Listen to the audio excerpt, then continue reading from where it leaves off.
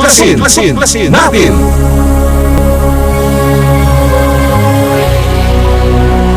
Ang palatuntunan sa radyo na tutuklas ng dapat malaman ng sambayanan. Maninindigan sa katotohanan. Tatalakayin at hihimayin ang mga kaalamang pangkalusugan, siyensya at teknolohiya, agrikultura, ekonomiya, maging mga usaping legal at isyung panlipunang dapat ibahagi, magsisilbing tulay ng mga karaniwang tao upang maiparating sa pamahalaan ang mga mungkahi, hinaing at pulso ng bayan, ipaglalaban ang karapatan ng mamamayang Pilipino.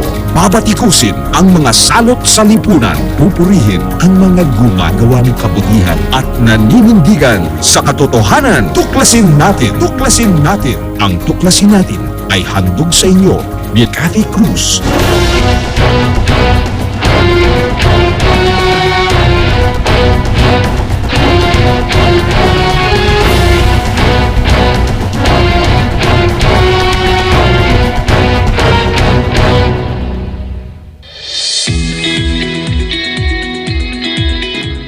Diyos maray na aldaw sa indong gabos na mga kabanwa.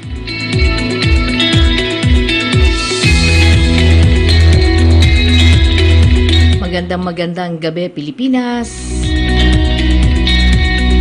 Magandang gabi Luzon, Visayas at Mindanao. Magandang gabi rin po sa lahat ng ating mga kababayan sa iba't ibang dako pa rin ng mundo. Welcome po sa ating palatuntunang Tuklasin natin at ito po ang inyong lingkod, Cathy Cruz, na inyo pong makakasama sa loob po ng isang oras.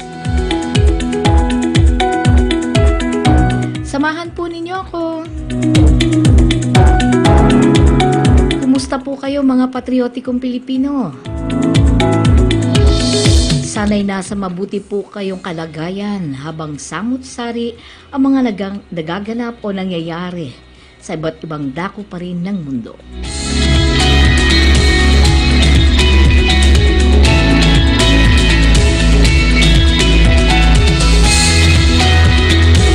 O si nanay, nagsisimula na bang mag-prepare, maghanda ng hapunan? Tunghayan natin ang naganap na Kapihan Saturday Forum na kung saan ay naging panauhing pandaman si Senator Franklin Drilon. This is a relaunch of the old Kapihan. We are privileged to have with us this morning the Senate Minority Leader Franklin Drilon, who has been at the center of the action in the Senate. We're going to discuss the most controversial issue that's burning the wires in the nation today. The good conduct time allowance law, which has allowed close to 2,000 convicts to be released illegally and prematurely using this law. It appears that the case of Mayor Sanchez is simply the tip of the iceberg. To shift the metaphor, it has opened a Pandora's box that is now causing a huge headwind to this administration. Now, Senator Drilon has pointed out many things in the Senate hearings, but in order to allow the public to have a greater access to his views on the matter, we invited him here today. Can we ask Manny Mogato to take the seat next to Senator? Present here this morning are the usual suspects from the media. And then we have, Manny and I are writing now for press1.ph. This is an online platform edited by Felipe Salvosa, the second former managing editor of the New Times. We expect him to join us this morning. I will be asking the first question. As I said, Senator Drilon, the Sanchez case appears to be simply a tip of the iceberg. The big box is still out there. We need some basic data on this issue. What is the agreed number of convicts that have been released in apparent violation of the law? How many are political criminals? How many are common criminals? How many have been convicted of heinous crimes, etc., etc. We need all this data. And is it possible to ask the government to provide the Senate a complete list of all those involved? Have you been given a complete list of the convicts? Okay. Before I answer the question, maybe it is good for everybody. Before I answer the question, maybe it is good to understand what this law is all about.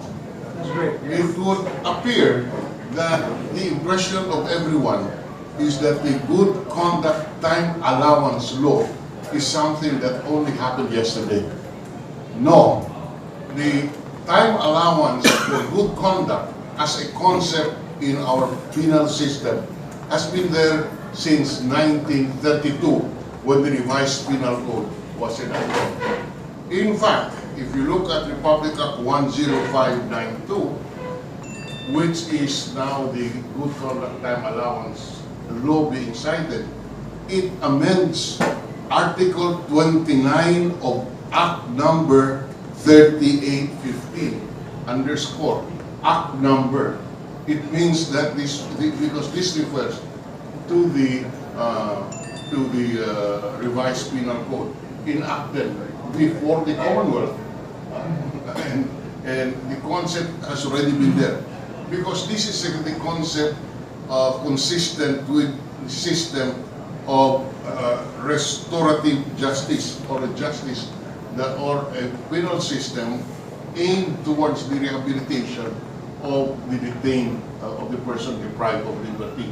So it's a rehabilitation system. That is why one is given time allowance for good conduct. What did the Republic Act 10592 do in terms of the good conduct time allowance? It increased the number of days that you'll be entitled to as a reward for good behavior. That's the concept. So it has been there. Only what the law we passed did was to make it more liberal and give, so that, for example, after being detained after being deprived of liberty for 10 years, for every year or for every month that you have no adverse record, you are entitled to 1 month reduction of your sentence, or you are deemed to be have to have served 1 month of your, or serve 2 months of your sentence, one, and after detention the other month as allowance for your good behavior. That's how the concept works. Now, what did the Republic Act 10592 do? As I said, it expanded the time allowance. But how did it originate? Congressman Rufus Rodriguez of the House said that originally, and he is correct, originally, Republic Act 1592 only covered those persons under preventive detention, meaning detention prisoners, those who are not yet convicted of the offense. And why was that the original intent? Because one of the reasons why our jail system or our jails are congested is that a lot of detention prisoners are awaiting final sentence. The justice system grinds so slow that even if you are charged with an offense which say is punishable only by 2 years, you are already in detention for 3 years. And therefore, what the original intent of the law was, of the bill was, if you've already served as a detention prisoner, a time more than what you would suffer, even if you are finally convicted, then the law will say, release him or her because he has already served the sentence. Even as a detention prisoner, you should credit that deprivation of liberty. But exclude from that system those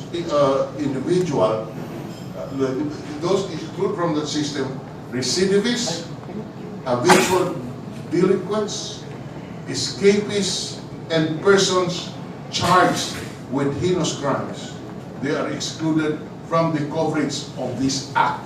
Underscore that. They're charged with heinous crimes are excluded from the coverage of this act. That is the basis now for the assertion that Mayor Sanchez, since he was charged with, since he was found guilty of rape of a heinous crime, is excluded from this act. But those who are opposed to his availment of this benefit point out that the exclusion is in Section 1 and pertains only to preventive imprisonment.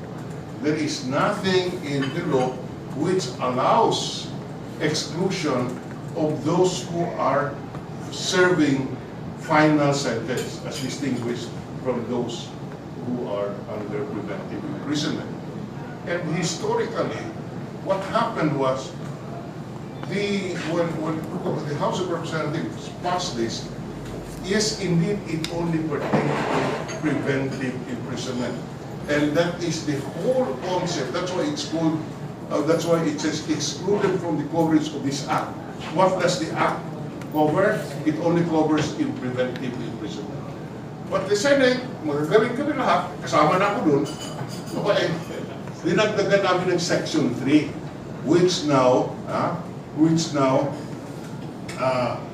covers an expansion of the time allowance granted to finally convicted prisoners. Admittedly, Section 3 of the law did not mention the exclusion of heinous crimes. those guilty of heinous crimes.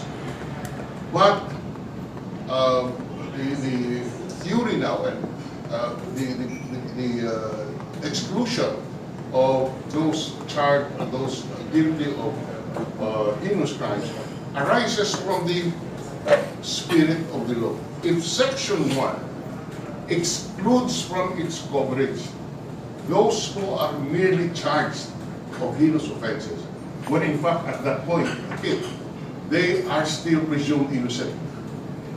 How much more, where you are already convicted of a heinous crime, you should not be given the benefit of this law, because the intent is to exclude those who are guilty, who are charged with heinous offenses. If that is the purpose, if that is accepted as valid for preventive imprisonment, with more reason it should be valid when you are already convicted of heinous crime. That is where the issue arose. This I wanted to say that because to put it in context, because many of us do not understand why this whole thing came about. So that is what it is. Now, to your question, how many are covered, have been released?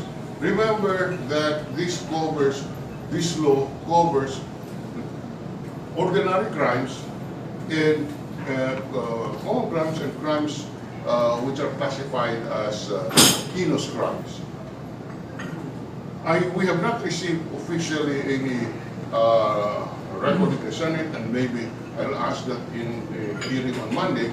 But from the newspaper accounts, about 20,000 have been released, out of which, I think 22,000 have been released, out of which 1,914 are life-termers, meaning those who are sentenced to 40 years of prison. And another 11,000 are slated to be released. Let me repeat, however, that not all of them are life-termers. As you can see, 90% would be non-life-termers, and only about 10% are life-termers. Because out of 22,000, 1,914 are life-termers. So that is where we are today. Of course, in the hearing the other night in the Senate, the suspicion that indeed there is so much corruption in the Bureau Board, which enabled those who are not entitled to the coverage of this act, to the benefit of the good conduct time allowance, would be able to avail of it because of monetary consideration. That has always been the suspicion, and the first witness that came out last Thursday evening confirmed that. But even in my case, I had suspected that. But even without that anomaly, the incompetence of the Bureau of Correction people are so blatant and clear from the way the testimony unfolded in the Senate. For example, under the law, it is very clear that under the manual, there are listed no less than 45 violations which could deprive you of time allowance. Meaning, if you violate a rule, you cannot avail of the time allowance. So that, for example, under one of those 45 or so enumerated instances is violation of any law or ordinance. Or another one is being apprehended with illegal drugs. Or another one is not wearing prison uniforms. All of this must be reflected in what we call the carpeta. But when we look at the carpeta of Mayor Sanchez, it was impeccable. He was a water prisoner. Not a single violation was found. What does that tell us? That tells us that either they're incompetent in recording his offenses and therefore not being entitled to time allowance, or there is corruption in not recording. In other words, for a consideration, an offense will not appear in the carpeta. And I looked at the carpeta or file of Mayor Sanchez. He is a motor prisoner. But if you look at the manual, to be a motor prisoner, you sit in a corner and wait for your term to expire, because every little act can be considered as a violation, and once you violate, you are not entitled to time allowance. Senator, yes. Press your confidence saying that Sanchez was earning more than 80 days credit while he was still being investigated. Yes, in fact, even on that point, when I looked at his carpeta, he was being given time allowance for the period that he was a detention prisoner, which by whatever language is excluded. We arrested him in 1993. I personally prosecuted him in the regional trial court, together with leading a group of prosecutors. And we said we had him convicted for life imprisonment, 7 life terms. 7 life terms, mark that. 7 life terms. And he appealed to the Supreme Court or it was automatically appealed to the Supreme Court, his final judgment was in 1999. Therefore, from 1993 to 1999, he was a detention prisoner, which by clear provision of Section 1 of the law says he is excluded. And yet, when I look at his carpeta, he was given time allowance for that period that he was a detention prisoner for a heinous crime. So this system was not working because either of incompetence or corruption. When you can make, when you compute, when you can make it appear that he's a model prisoner by not indicating any of the infractions, or number two, when you compute the time allowance, you include the period when he's not entitled to it, because as a detention prisoner for 6 years, he's not supposed to have been given a time allowance under the law. You cited 45 Violations. violations. No? Yes. Under the manual of the Under the Department manual. of Justice. What must a prisoner do in order to merit good conduct time allowance? He must not be found to have violated any of his 45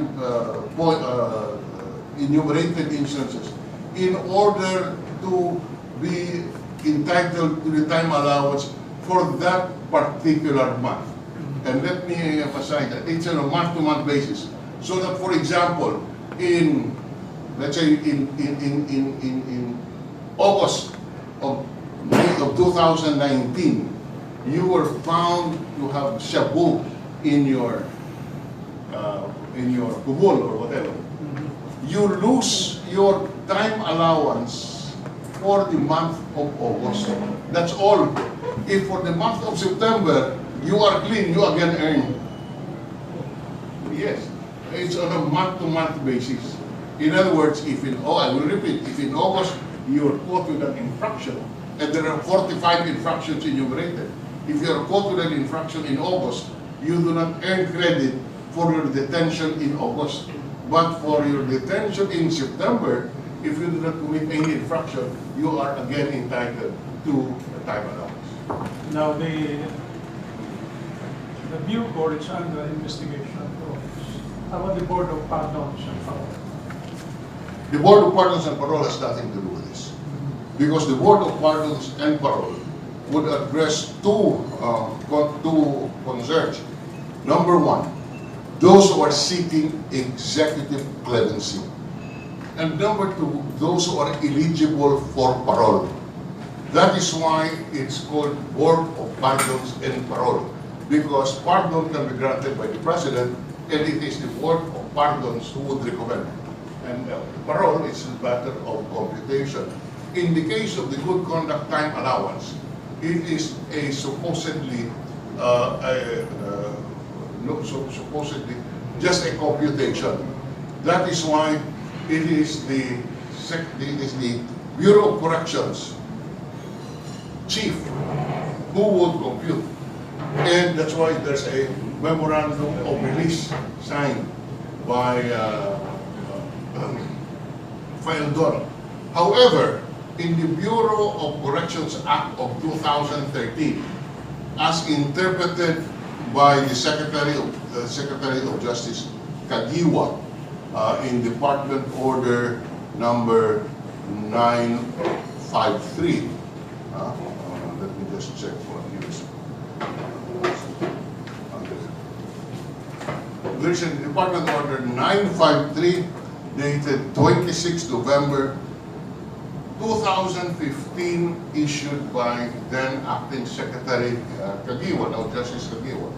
It very clearly states that, and let me read it, the authority of the Director General of the Bureau of Corrections to release national prisoners shall not apply to prisoners or inmates sentenced to life imprisonment or reclusion perpetua, or high-risk inmates whose release shall be, whose releases due to expired sentences shall only be implemented upon the approval of the Secretary of Justice. That is the Department Order 953, meaning that those national prisoners who have completed their sentence, including good conduct time allowance, they have completed their sentence. The Bureau of Correction Director can release them, except that in the case of life-termers, that release must be subject to the approval of the Secretary of Justice. That is very clear under Department Order number 953. Unfortunately, this is never followed. In the 840 or so instances when Drilon released life-termers, he did not secure a single authority. And for that matter, in fairness, none of those releases of the 1,914 were ever cleared by the Secretary of Justice in patent violation of Department Order number 953. The irony of this situation is this. When Drilon signed the memorandum of release, he cites as the basis Department Order 953, which precisely says to secure the clearance of the Secretary of Justice. But he just ordered the release, citing this as the basis. When I confronted him, he said, I do not know about, I'm not aware of Department Order 953. I said, but your premise when you issued this memorandum of release is Department Order 953. So how can you say now that you are aware of this, and yet you cited this as your legal basis? Drilon has been fired. The president is now quoted as saying he still has my confidence. What do you make of that? Those are matters of opinion. I'm just stating what the law is. Now, where does Panelo come into the picture? Well, you know, Panelo was my opposing counsel when we convicted Sanchez. I was the Secretary of Justice who led the term of prosecutors in prosecuting Sanchez, and who succeeded in imposing on him 7 life terms. Why 7 life terms? Because he and 6 of his cohorts or bodyguards conspired to rape and kill Aileen Sarmiento and Alan Gomez. And under the law, the act of one is the act of all. So that there were 7 life sentences imposed, and each one of them is guilty of 40 years. Theoretically, Sanchez would have to serve 280 years each. But there is the so-called threefold rule under revised penal code. Threefold rule, which says that the maximum imprisonment that you can impose is 40 years. You cannot make the guy suffer for 280 years. Anyway, going back. So, we prosecuted, I was the Secretary of Justice, we prosecuted Antonio Sanchez. The lawyer of Antonio Sanchez was Salvador Panelo. Yes. Now, when he was lawyering, he was a member of the legal profession. It's certainly his perfect right to now. In this particular case, however, I think discretion, the better part of discretion, should have made him refrain from signing that letter. On the face of the letter, it is indeed a simple referral. But 2 things that are obvious. Number 1, when you sign your name using a Malacanang letterhead, iba ang dating nun. Iba ang dating. He could have, if he could have directed the chief of the record section to say endorse this to the Board of Pardons and Parole. He did not have signed it. The better part of prudence should be that, alright, baka mapuna pa ako rito. Lalo na siya po ang abogado ni Mayor Sanchez. And that really creates the impression, and I underscore that, creates the impression that he was lawyering for Sanchez. Unfair, but inevitable conclusion because of his previous role when we prosecuted Sanchez. In support of that, Mr. Senator, the observation is being made by some sectors that the office of the President and the office of Presidential Legal Counsel has no role to play in this matter. The letter was written by the daughter of Sanchez, addressed to the Board of Pardons and Parole. Saan pumasok yung Malacanang dyan? Hindi dahil... Siguro dahil sa nalathala naman na si Anton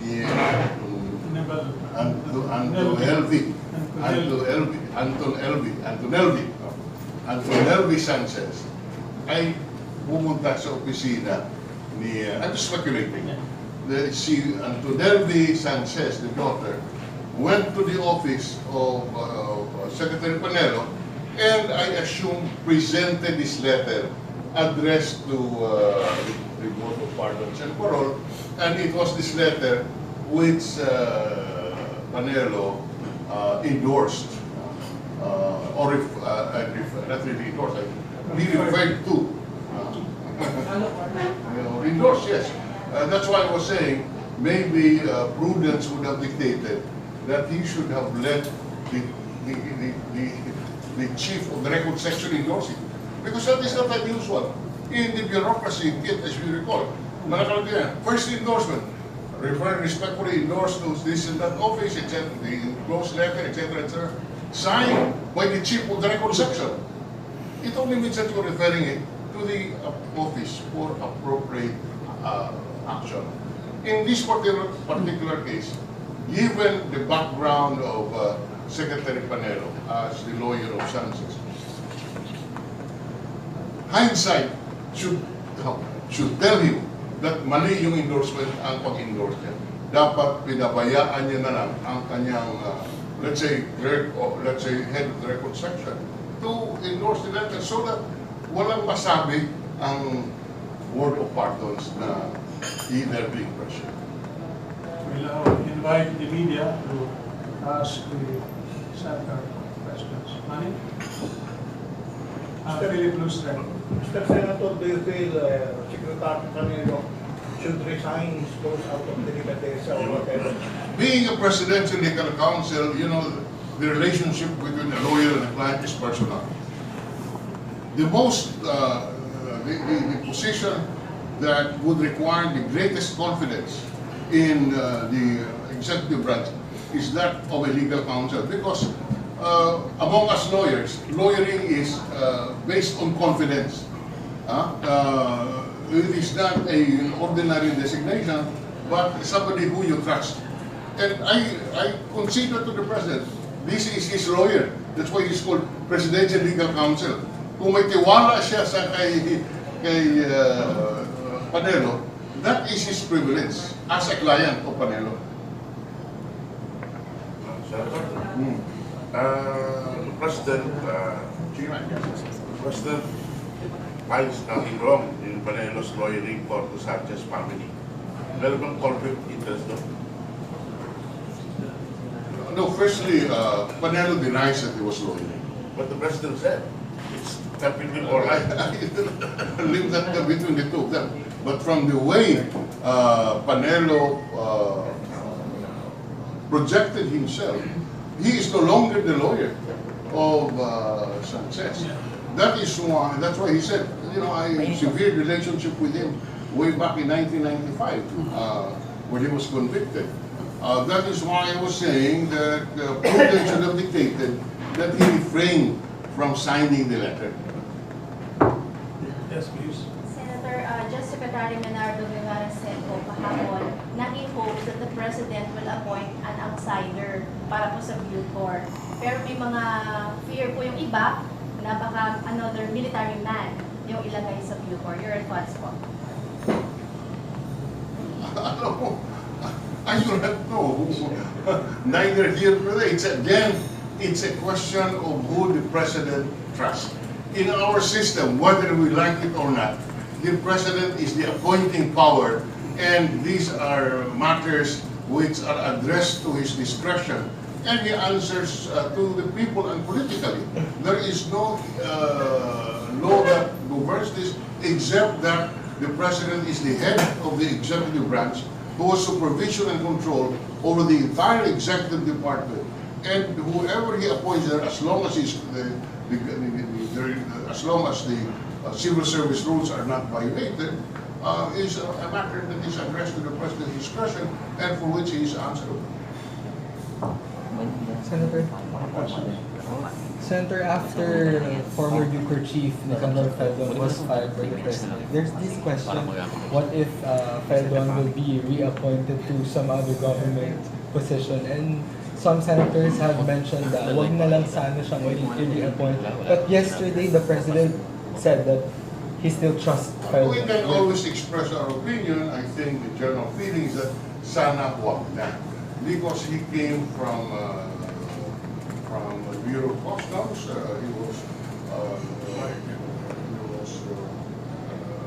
tons of shabu disappeared. He was put into the Department of the Bureau of Corrections. A lot of prisoners disappeared. So, kaya nga ang biro sana sa MMDA na lang siya ma-appoint para mawala din yung traffic sa Maynila. But that is obviously a joke. But having said that, there is nothing wrong with the public appealing to the President, wag na sana. But again, that is a prerogative of the President, what he wants to do with Panay. Si Senator Bato also was a former Bucor chief. During his time, did he also ask permission from the Secretary? No. No. So is he You liable? remember that, as I said, Feldon released roughly 810 or so life terms.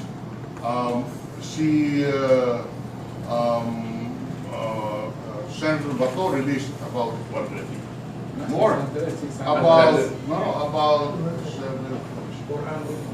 350 roughly. 350. He admitted that he did not also ask permission from the Secretary. So is he liable for that? The interpretation was, I don't want to pass judgment. That's a question which is addressed to the committee when the report is submitted. Why would the Secretary of Justice allow this undersecretary to release prisoner without his permission? What? Bakit papayagan ng Secretary of Justice yung mga prison directors na to to release prisoners without his permission if he's the one authorized? He didn't even know that they were being released also, in fairness to him. Hindi niya rin alam yan. Yes, ma'am. Senator, kahapon po parang kinonfirm din ng President na siya yung nag-utos dun sa 10 high-profile inmates na ilipat sa Marine Barracks. Pero yung mga inmates po na doon, among them ay witnesses against Senator Nela de Lima.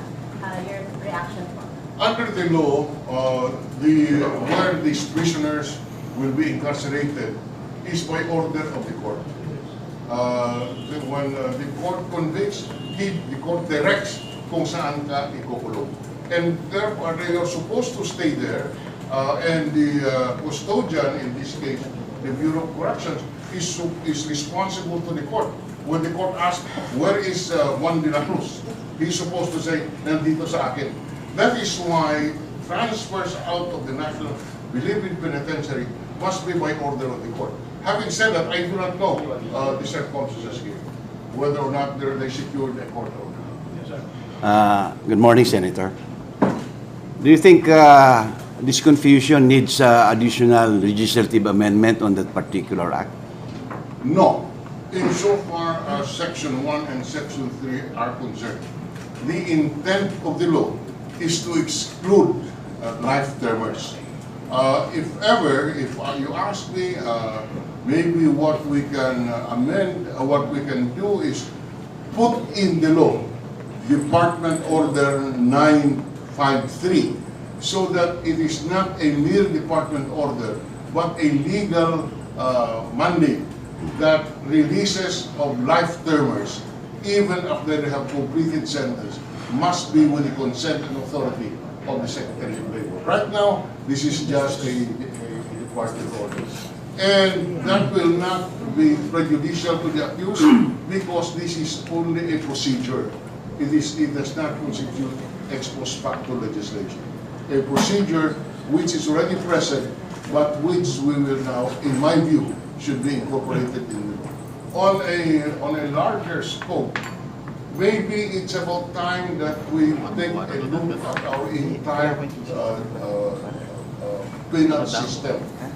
Right now, you may not realize it, but there are 3 agencies in charge of all our prisoners. First, you have the Bureau of Jail Management and Penology under the and what is this agency for? This agency supervises all city jails all over the country, and where the detention prisoners are incarcerated, or where the prisoners that need not be brought to Muntinlupa would serve their sentence. So that's one, BJMP, jurisdiction city jails. Number 2, provincial governments, jurisdiction provincial jails. Third, Bureau of Corrections, jurisdiction finally convicted prisoners serving a sentence of more than a certain minimum. Maybe it is about time that we take a look at these confusing lines of authority. This does not augur well for the management of our system because there are 3 agencies which would govern and manage persons deprived of liberty. So that, for example, there was a case in the Supreme Court involving a provincial warden who released a prisoner because, according to the provincial warden, he has completed his service of sentence, taking into account the good conduct time allowance law. The court said, Mr. Warden, you are wrong. It should be the Bureau of Correction who should release this prisoner. And therefore, the prisoner was put back in jail. This only indicates really the confusing lines of authority in our penal system. And therefore, one of the things we should now consider is the putting this in order. Second policy issue is maybe it's time that we regionalize our penal system. Right now, you have I don't know how many thousands upon thousands of national prisoners, all in Muntinlupa and in the penal colonies. If indeed we're going to maintain the reformatory system, we should have regional prison houses. Why? This would enable the prisoner to be visited by the relatives. Ano ba kung may nakakulong dyan na taga-Iloilo? Yung mga taga-Iloilo, bumabasahin po ang mga kamag-anak para pumunta sa Muntinlupa. Why can we not have regional centers? Maybe in about just 3 regions in the country where it will be easier to visit the inmate, because again, this is part of the reformatory system. And maybe better supervision. So this, and then Senator Soto also filed a bill which would establish a maximum prison facility like the Alcatraz. where you isolate the maximum security prisoners. So all of this will be studied. Maybe not in the committee report, but as part of the effort to reform our penal system. Okay, Senator Cathy Cruz po from DZEC sa lang ating Katipunan at tuklasin-natin.com. Gusto ko lang balikan yung statement nyo kanina. May binanggit po kayo, may kasalanan din po ang nakaraang Senado dito sa batas na ito. Hindi po ba may... Sige, anyway, sige. Okay. Tapusin ko na yan. Opo. Pero kumbaga nakikita po kasi natin even during dun sa committee hearing po, nakikita po natin na may mga ang dami pong gray areas. Kaya po ang impact ngayon, ganito po ngayon ang nangyari. Now, hindi po ba sinadya to? Pasensya na po sa tanong ko, pero this is also the message of the Filipino listeners sa programa namin. Hindi po ba ito nagkaroon ng pagsadya sa hanay po ng mga senador dahil hindi malayo na may mga senador din na makikinabang dito. Let's say for example, Isa ako Senator sa mga Drilon. senador na bumoto. Ako isa sa mga senador na bumoto. Wala akong pakinabang dyan. Hindi exact fair to say na nakinabang ang mga senador. How about Senator De Lima, sir? Sino? De Lima. Senator De Lima, you are so unfair because Senator De Lima was not even a senator in 2013. At least clarify. Senator Drilon. Apo. Sir, good morning, sir. Sir, ano pong inaasahan sa Monday? Ano pong, will there be new witnesses?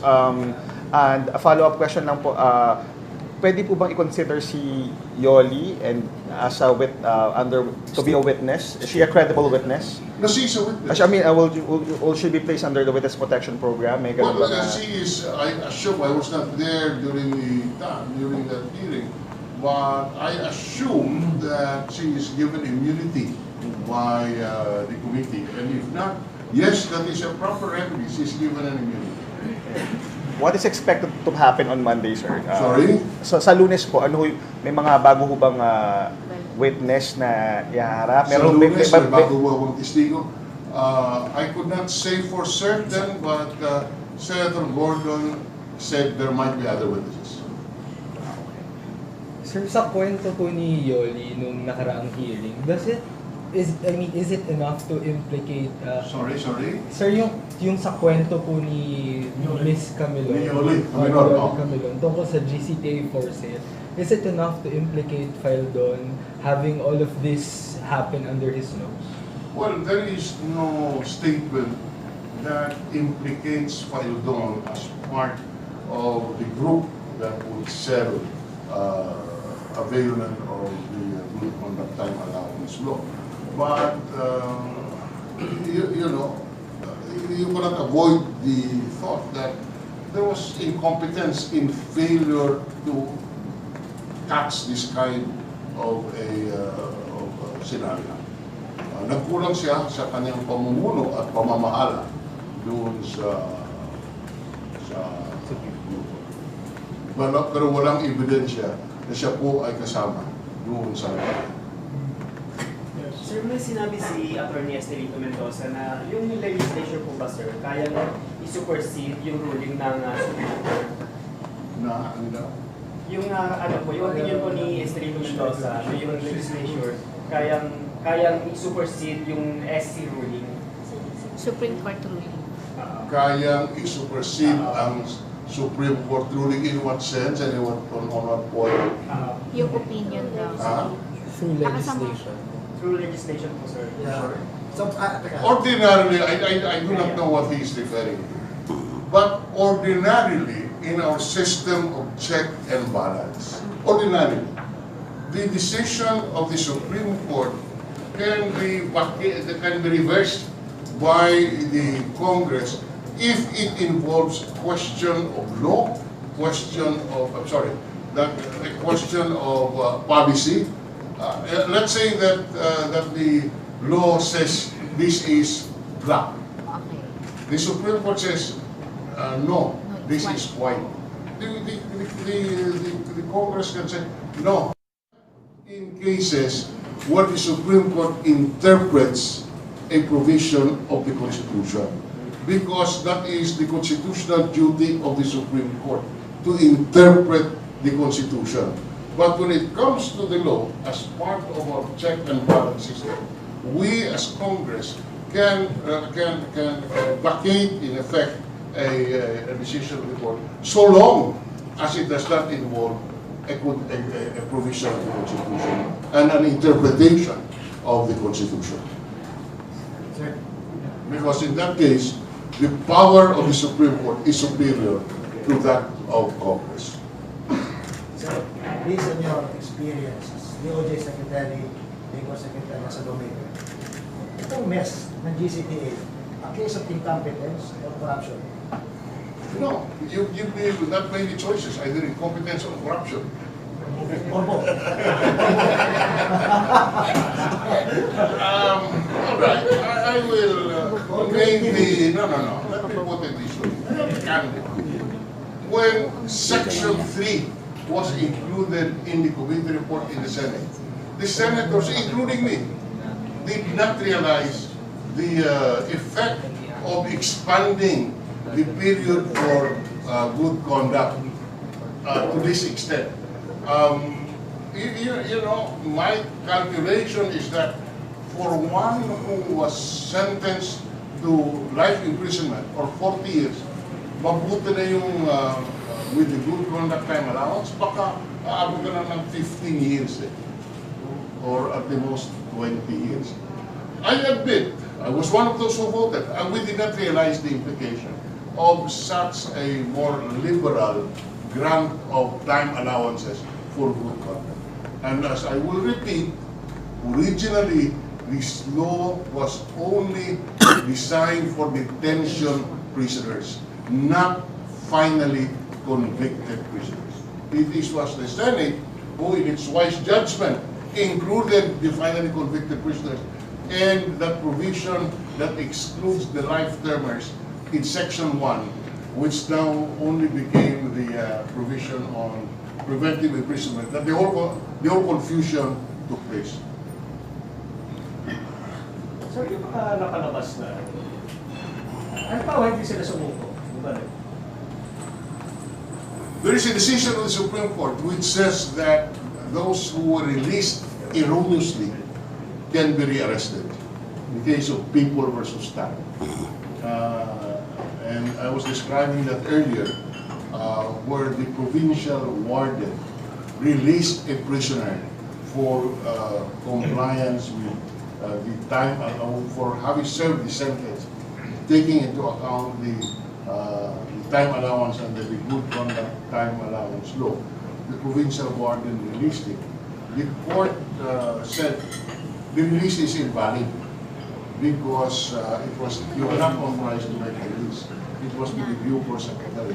Having said that, the court said you can rearrest. I think the issue now, as we are talking now, the issue is, would you need a court order to arrest the 1,914? Or can you just order a ultimately that will go to the Supreme Court. Ultimately that will have to be addressed again to the Supreme Court as to whether you can just rearrest. Because the principle is, when in this instance of the 1,914, you are just carrying out the imprisonment of the unserved person. You can think of the escapees. If somebody escapes from the National Bilibid Penitentiary, would you require the Bureau of Corrections to go to court and get a warrant of arrest? No. You are arresting when you see him because he has not completed his service of sentence. Now, similarly, when you see a life-termer who was released which not in accordance with law, you can rearrest him. Except that in the case of People versus Tan, there was an application for an arrest warrant with the regional trial court. So that is why I'm saying ultimately the court will have to decide on this. Going back to the drug issue. First, there was a drug list that came out. And then the killings followed. There is now some fear that if the names are released to the public, some of the killings will not follow. I'm sorry? The killings will not follow. Killings If they don't surrender. the killings will follow?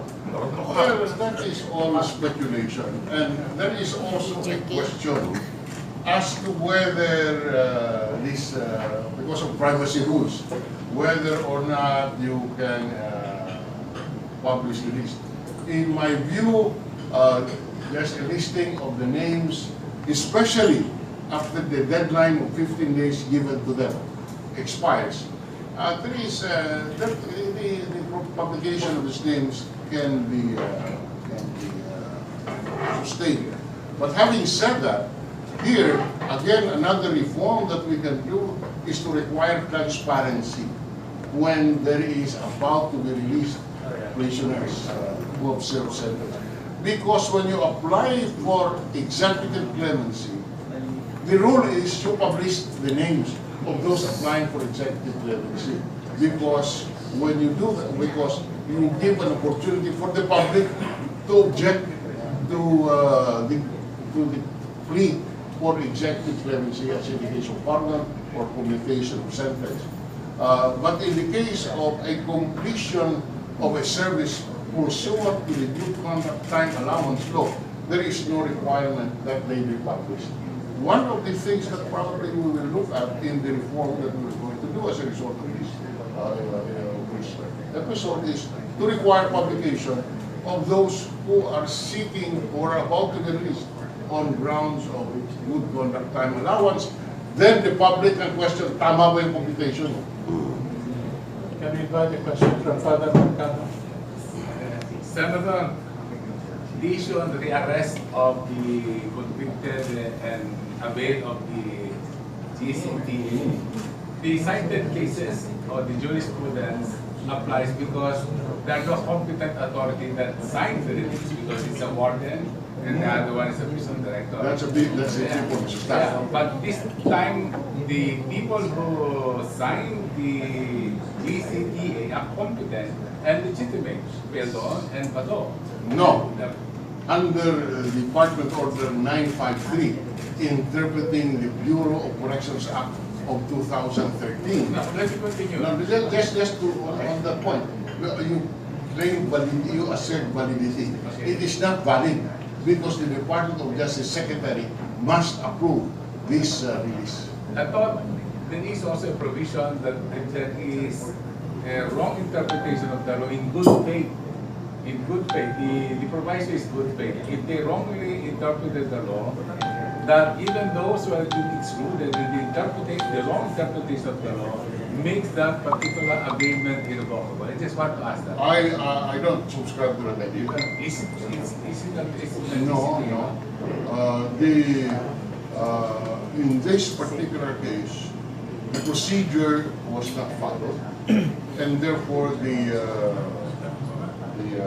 application of the shorter sentence was not consistent with the requirements of the law. And that is principally the Bureau of Corrections Act of 2013 as interpreted in Department Order number 953, which requires, as I have read, the prior approval of the Secretary of Justice for releases of the life terms. Senator, for clarification, yung sa original na 1933 law, ano yung pinagkaiba doon sa 2013 law?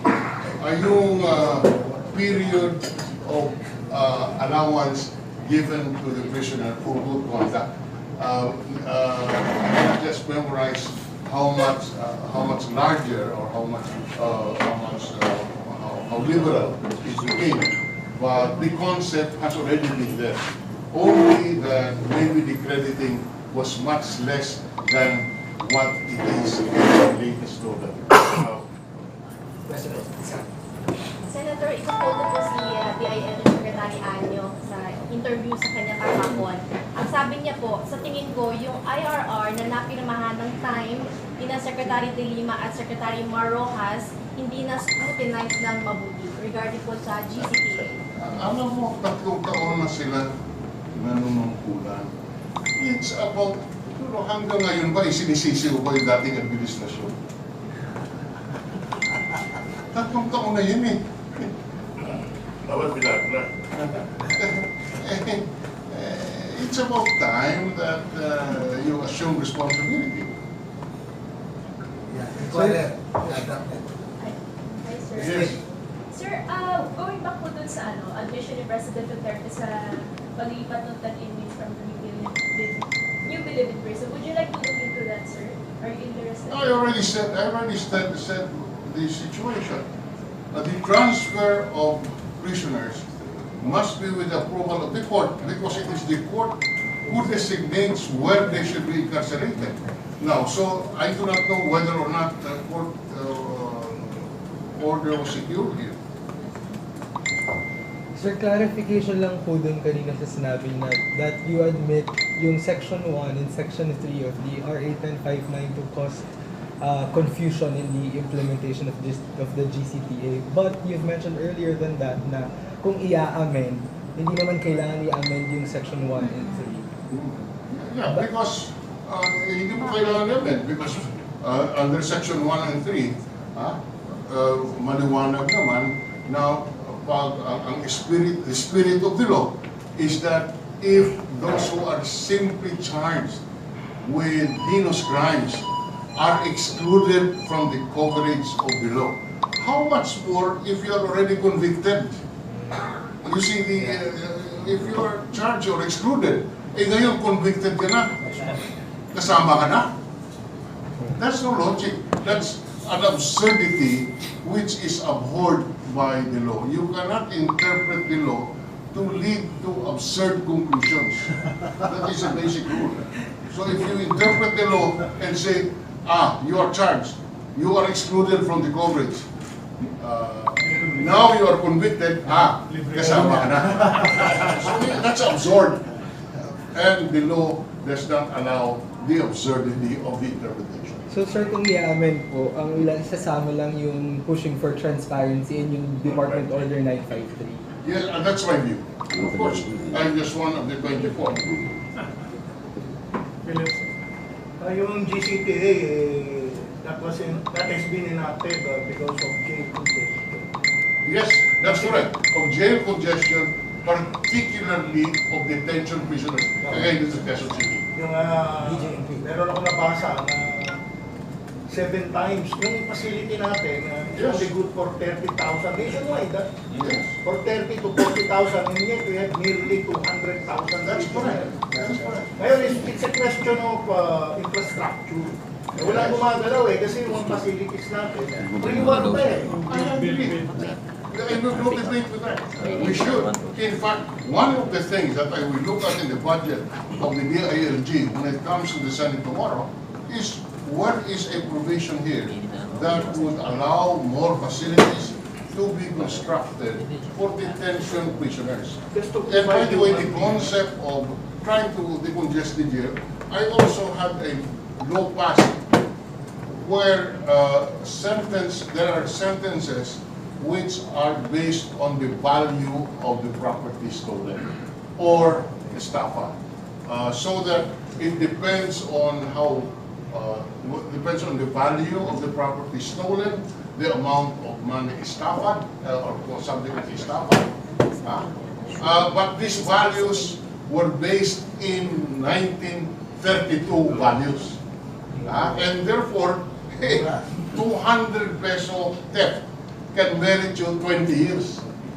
I amended that so that what was the value of 200 pesos in 1930, we upgraded that to the value in 2015, and say, all right, this is the value of the peso then, 200 now is whatever, 4,000, 5,000. That is now the basis of the study. So again, that is an effort to decongest. Last question, Senator. Is it a matter for the court to rule whether the procedure is judicial administratively wrong, not? Or is it simply the order of the president or any people in the executive? Is that a matter of court to rule, or whether the procedure is followed in the grant of the GCTA?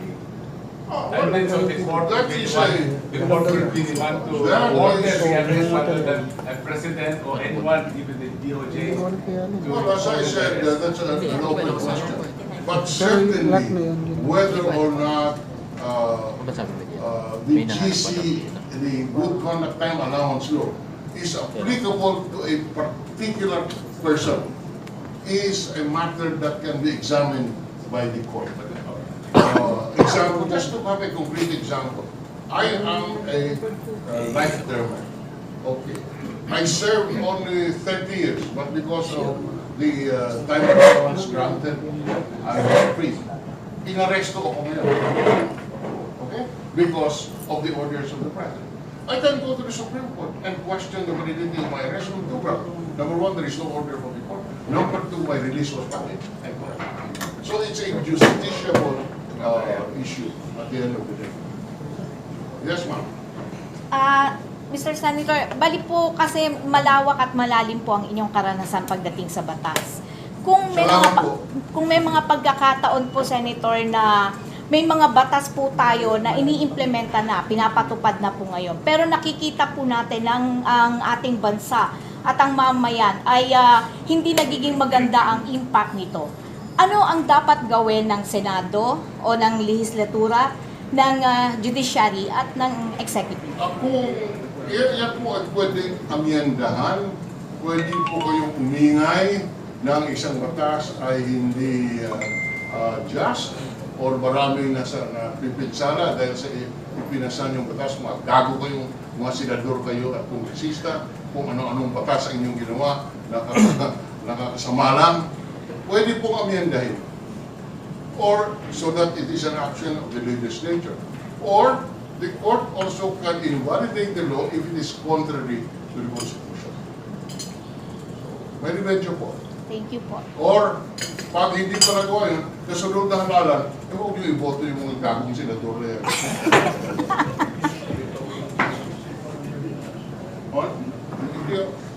Pagdating sa foreign relationship, ako nga kita, hindi ko alam yan.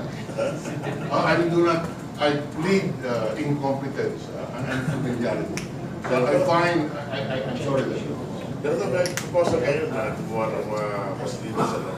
Hindi pa pwede tignan yung mga drug rehab na ginawa sa Revesiha, sa hindi naman nakakount eh. Yun, palagi ko 10,000. 10,000, di ba? 10,000 people. Pero pag sa pag-aalala ko, hindi ito public fund.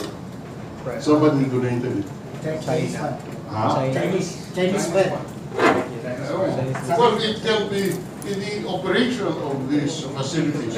There is a valid subject of inquiry during the budget hearings. Kasi tanungin natin kung kahit po hindi public funds ang ginamit para ipatayo itong mga facilities na ito, yun po bang maintenance ay public funds? And therefore, it is a valid inquiry when we discuss the budget. Sayang, pwede magamit. 10,000 yun. Sure. Okay. Sir, anong pwedeng remedial issue? Hindi mo masara is tarification law. Hindi bumaba ng todo ang presyo ng bigas. Ang bumagsak ng presyo ng todo ay palay. Nakakalungkot, but this was expected. That is why there is a rice CEF, Rice Enhancement Fund. Precisely to address the expected drop in the income of the farmers as a result of this liberalization. There is 10 billion allocated every year for the next 6 years, in addition to the budget of the rice program of the Department of Agriculture. Again, it's the issue of how we are able to implement this. Senator Villar is complaining that the Department of Agriculture under the previous leadership has not been competent enough to allow the distribution of this rice enhancement fund to the farmers. My take is we should have a close monitoring of how the funds are being utilized. Because the theory is, this is assistance to the farmers. Eh kung po pwedeng pamigay mo na ng parang 4-piece ba? 4-piece. Conditional cash. For conditional cash transfer. Right? And to me, since it will take time before production can go up, and this is how the rice competition fund, enhancement fund, was designed to provide assistance for better production. In the meantime, that this is being implemented, I would push that the whatever is amount, 5 billion, 10 billion, which is for today, be distributed to our farmers in the concept of the Pangtawid Pamilyang Pilipino program, so that the assistance is directed. Other matters. And next year, probably we can continue this, but at the same time, put in place the necessary practices and infrastructure to enhance the production of our farmers. But in the meantime, I would push that the RCEF be used as in the manner that the 4-piece program is being implemented. One last question. Sir, reaction lang po. The budget for the Office of the President, Office of the Vice President, and the ICT, yung budget po for the Office of the President, OVP, and the ICT have swiftly passed the House Committee on Appropriations, saying that these government agencies were given courtesy as co-equal branch of government and with heads who are former members of the Congress. Will the Senate give the same courtesy po? We always, and the Senator, so former Senator Kapihan can confirm this, we always scrutinize the budget.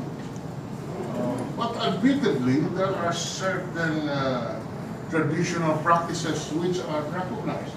Respect, for example, to the co-equal branch is a concept that is also considered. But it doesn't prevent us from making closer inquiries.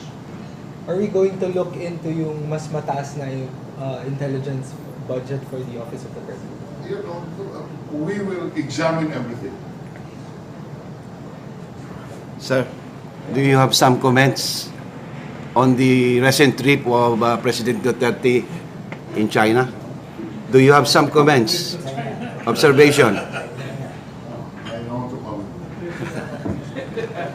Davao na lang siguro.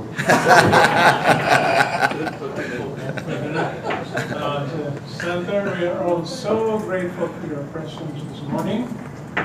We will ask you to give your closing statement. Well, thank you very much, Kit, and I am thankful that you invited me here to give me an opportunity to explain to the general public this very confusing issue. That is why it took time to, if you notice, I don't usually carry this many notes, but I did for today, because this is something I feel I could explain to the general public, being a former Secretary of Justice and a lawyer. So thank you, Kit, for giving me this opportunity to explain to our people what the final points of the law is. Senator Drilon, thank you very much.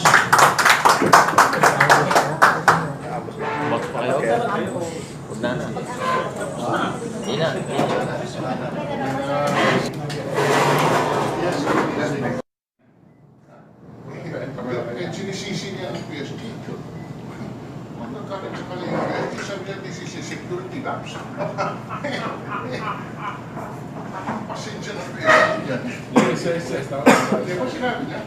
This is security lapse. He doesn't know PSG. PSG is zealous of its duty to See, and it's a good reason. The security of the president is important. And somebody says your security must relapse. But the one relapses in your security ba? You're very much of ordination. No, so that's why I would get beyond him to really entertain these people. That is why he signed. Which he did. It would have been prudent for him. Let my clerk sign.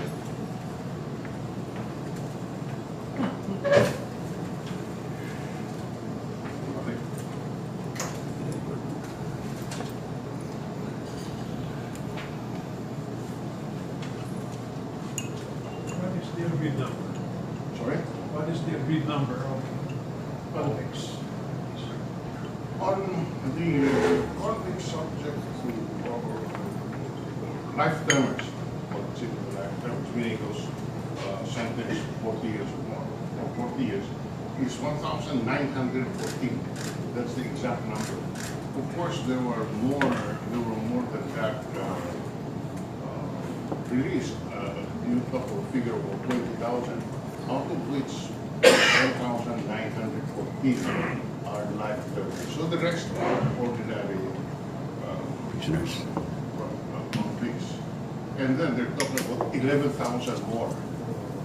30,000. That is why, you know, I'll tell you later on of the record of how the history was. The history was. Okay, anyway. Okay. So, you know, tama si Lupus Rodriguez. Isa kasalanan ng Senado. Itong batas na ito. Originally, just we will go back up so that we understand what we're focusing. Originally, the bill filed in the House of Representatives was only to address detention prisoners. What is a detention prisoner? The one who is facing trial and who is in the meantime detained in usually city jails, etc. What was being addressed was the issue of detention prisoners being detained for periods longer than what they would have been sentenced to. So that if they've been staying in detention for 4 years, 5 years, but their sentence, even the maximum would only give them 4 years, it is equitable that they should be allowed to live. So that even if they're convicted, they've already served. That is why there is credit for that. And then that is why but it excluded from its coverage detention prisoners charged with oh, Pepe, Yes, sir. I saw your son better looking than you are. Of course, the young man. Not better looking, I tell you, honestly. That's evolution naman, Senator. Huh? You believe in evolution, improvement of the human species. Well, he's not capable of that. Anyway.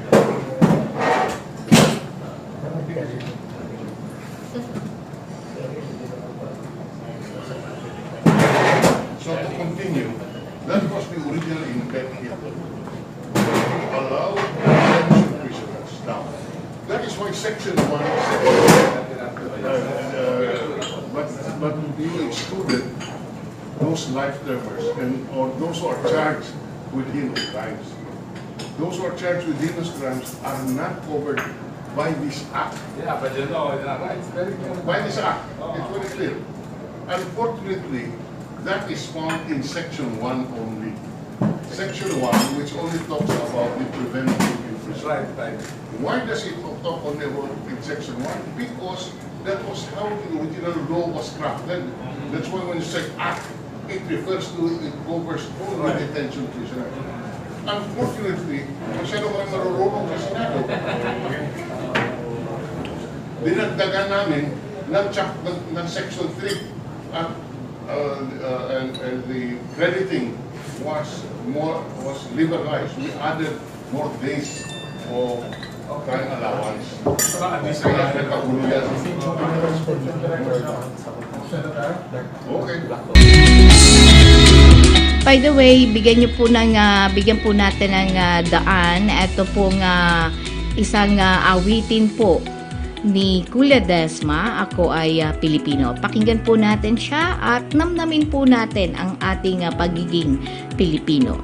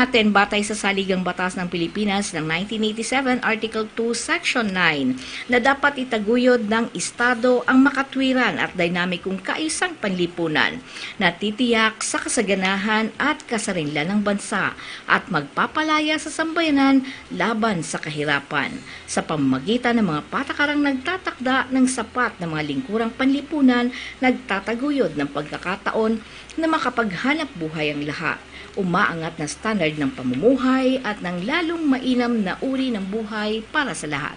Ito po ang inyong lingkod, Cathy Cruz po, na inyong nakasama sa loob po ng isang oras. Magandang gabi po sa inyong lahat.